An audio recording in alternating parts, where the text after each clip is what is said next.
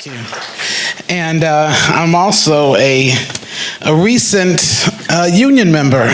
About a year or so ago, WBGO is unionized, SAG-AFTRA, so I'm proud to be here amongst so many union organizers and members. Thank you very much. I'm honored. Thank you for Dorthaan for asking me to introduce you. But you know, it's not a. She said, "Oh, it's 3 minutes." I said, "Well." She said it's a long time, and it's true because it's very hard to talk about someone who you've known for so many years. I met Dorthaan Kirk in 1987 when I started to volunteer for WBGO, and she's Newark's first lady of jazz, but to many of us who she calls family, she's Ma or Mother Kirk to us.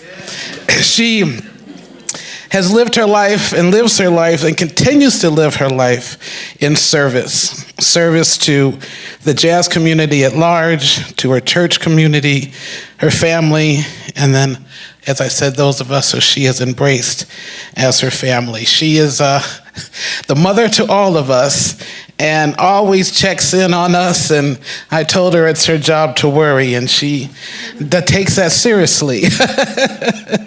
We love Dorthaan Kirk. But she brings passion and love in everything that she does. And when I think about all the many hats that she wears, especially at WBGO, not only did she was a community organizer, she curated the gallery exhibits, the Kids Jazz Series is still going on to this day 25 years later, and she's still working on that. But when I think about how she's always thinking about how this is going to benefit someone. For example, the Kids Series, she would give out things at the end, and it's like, oh, this will be great for the kids series, or oh, this will be great for the community.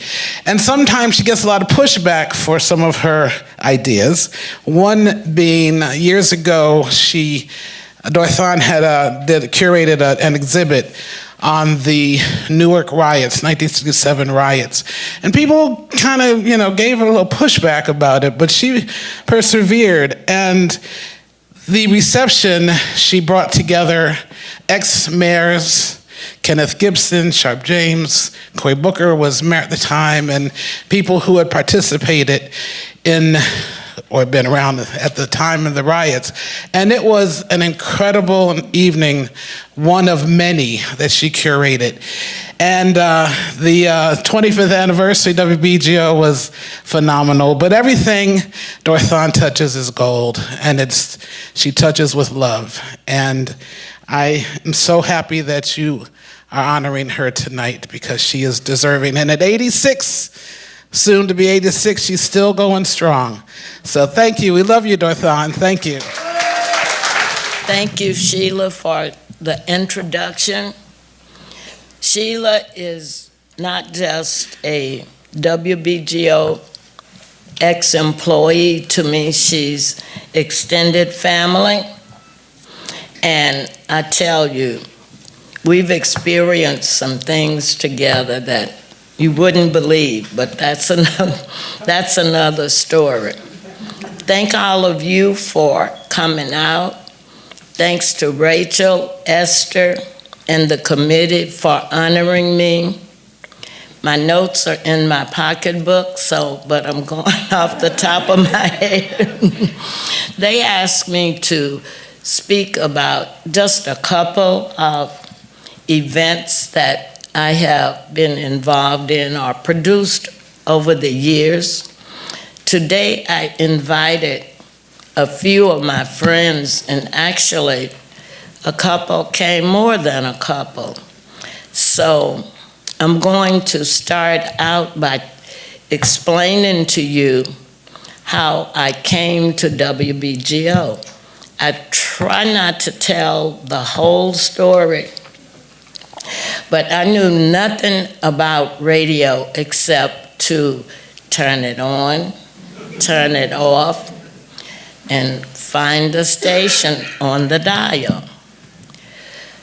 Before WBGO, I traveled on the road with the deceased Dorthaan Kirk, who I was met. Thank you. Thank you. And so when he died, I was left without knowing what I was going to do. When you travel on the road, you meet many different people. Some of them became friends.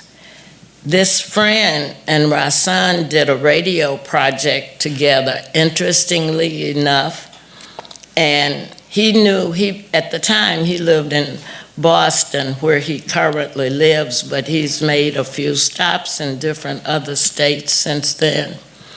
And so he worked in radio. They did a radio project together.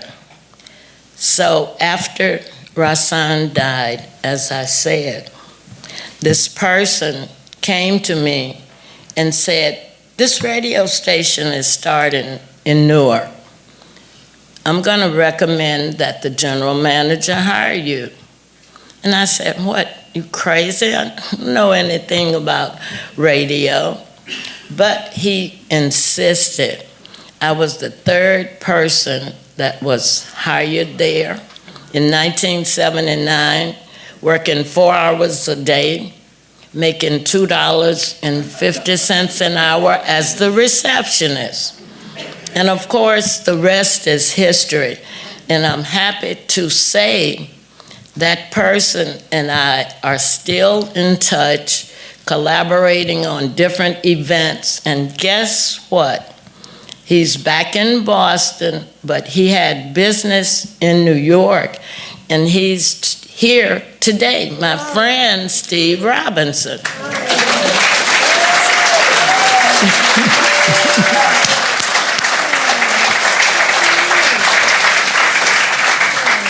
So Esther and Rachel, that worked out perfectly, absolutely perfect, which is kind of how my life has been.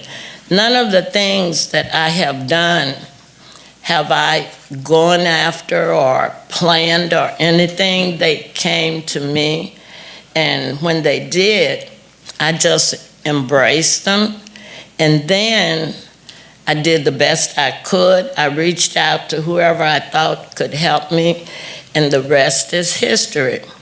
One of the other projects I would like to talk, one of the projects rather at BGO, as Sheila mentioned to you, the WBGO Children's Concerts started in 1993. They were not my original idea. Rather, they were the idea of Emily, who owned trumpets in Montclair. She did a children's concert on the weekends, and there came a time that she said to me, you know, I'd like to do this in the urban area. So I said, okay. To make a long story short, she ended up presenting it in WBGO's studios, which seats about 70 concert style. At first we did 2 seatings, 11 o'clock and 1 o'clock. It became, this was in 1993. It became so popular, we moved it into the community, and it still exists today. But to digress, there's a young man that is a piano player and more that came to WBGO when he was in high school. Is that right, Eli? Did I get it right? And so he was an intern there. And to make a very long story short, today he presents a program, the Jazz Initiative. Antoinette, who you just heard, is part of that, and it's in Washington Heights. And so he's carrying on. He was just on TV on ABC a couple of weeks ago. What was the program? I put it on Facebook. What? Tiempo. Yes, Tiempo. So please stand, Eli, and let people know who you are.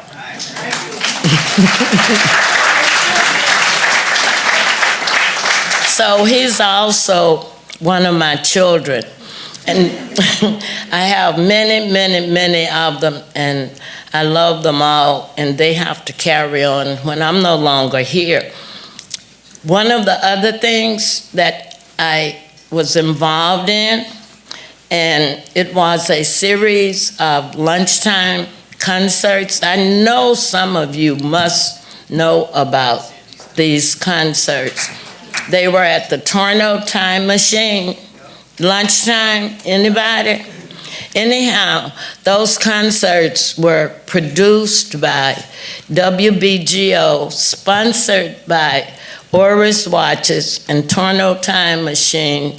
And guess what? The president of Oris Watches is here today, and we remain, at the time, president of Oris Watches. We've stayed in touch all these years, and I want him to stand. Mark Wasserman, where are you?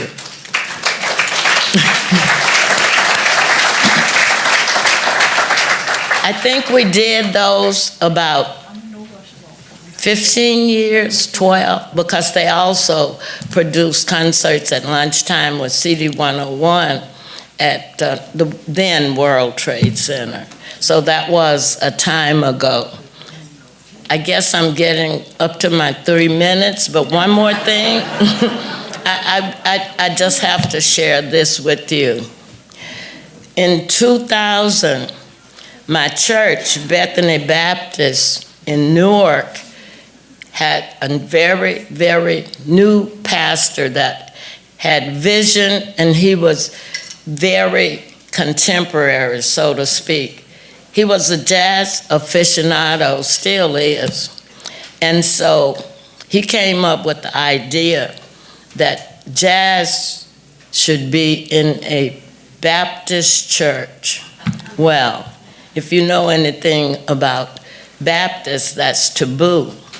Having said that, next year, 2025, Bethany Baptist in Newark will celebrate 25 years of Jazz Vespers.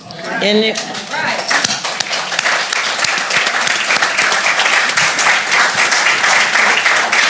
of you go to St. Peter's? Absolutely. We got our idea from St. Peter's at 54th and Lexington. And so those are just a few of the things that I have done over the years, and it's worked, and I hope they continue. And thanks again.